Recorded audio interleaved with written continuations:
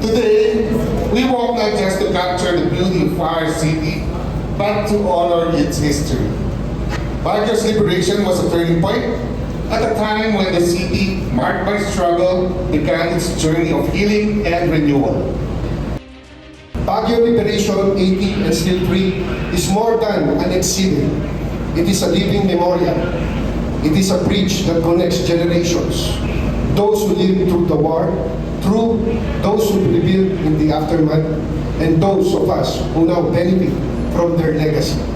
80 years ago, Baguio was a city forever changed by the ravages of World War II. The exhibit is rich, emotional trip across time rather than only a gathering of old pictures, relics, or historical data. It invites us to stop, reflect, and establish ties to the events that shape our city. I'm also amazed with the pictures, ito mga na-archive at still it will showcase how freedom can be gained.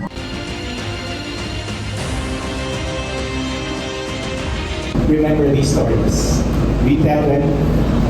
Let them be a source of lessons about tolerance, compassion, justice, about freedom, so that we will continue to enjoy and perhaps celebrate 160 and still free.